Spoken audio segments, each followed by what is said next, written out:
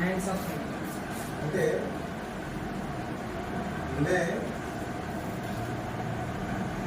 మందిర్ जा रहा हूँ అంటే ఏంటి? నేను టెంపుల్కి వెళ్తున్నాను. जा रहा हूँ నేను గుడికి వెళ్తున్నానా? నేను గుడికి వెళ్ళడం లేదు అంటే मैं मंदिर नहीं जा रहा है. नहीं जा रहा हूँ అంటారు కదా. नहीं जा रहा हूँ.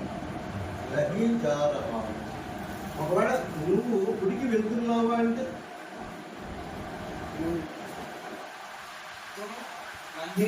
సో హిందీలో క్వశ్చన్ అడగాలంటే మన తెలుగులో కాకుండా క్యా ముందు రావాలి. యాక్చువల్గా క్యా అంటే మీనింగ్ ఏంటి? మనకి క్యా అంటే మీనింగ్ ఏంటి? క్యా అంటే మీనింగ్ ఏమిటి? బట్ అవునా కాదా అని ప్రశ్నించేటప్పుడు హిందీలో ఇక్కడ క్యా అంటే ఏమిటి అనే మీనింగ్ రావాలి. అంటే తెలుగులో నువ్వు గుడికి వెళ్తున్నావా, నువ్వు గుడికి వెళ్తున్నావా అని అంటాం, అంతేగాని ముందు నేను పెట్టాం. ఇంగ్లీష్లో are you going to temple అంట. ఆర్ అనే ఒక supporting word, helping word use చేస్తాం. హిందీలో కూడా అంతే, క్యా అనేది ఒక హెల్పింగ్ వర్డ్. క్యా క్యా క్యా తుమ్ మందిర్ మందిర్ जा रहे हो అనాలి. ఎందుకు ఇక్కడ తుమ్ కాబట్టి రహే హో వస్తుంది.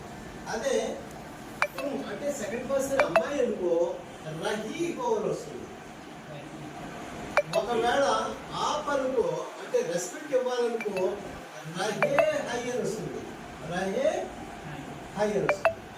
ఓకే, అదే ఆప్ అంటే సెకండ్ పర్సన్ కి రెస్పెక్ట్ ఇస్తూ ఆ లేడీ అనుకో రహీ రహీ హై వస్తుంది.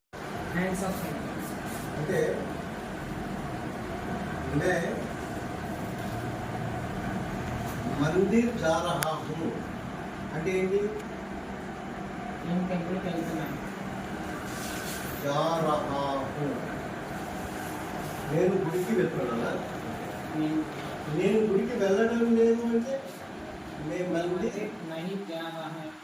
नहीं जा रहा हूँ అంటారు కదా. नहीं जा रहा हूँ. नहीं जा रहा हूँ. ఒకవేళ నువ్వు గుడికి వెళ్తున్నావా అంటే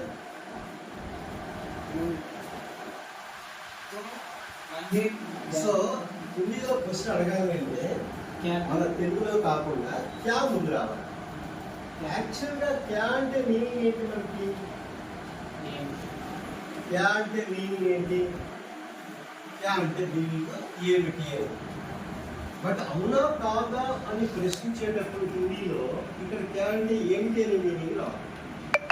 అంటే తెలుగులో నువ్వు గుడికి వెళ్తున్నావా, నువ్వు గుడికి వెళ్తున్నావా అని అంటాం, అంతేగాని ముందు నేను పెట్టాం. ఇంగ్లీష్లో are you going to temple అంట. ఆర్ అనే ఒక supporting word, helping word use చేస్తాం. హిందీలో కూడా అంతే, క్యా అనేది ఒక హెల్పింగ్ వర్డ్.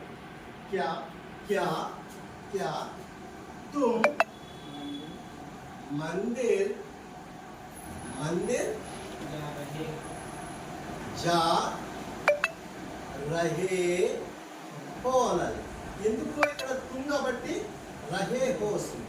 అదే తుమ్ అంటే సెకండ్ పర్సన్ అమ్మాయి అనుకో రహీ హో అని వస్తుంది.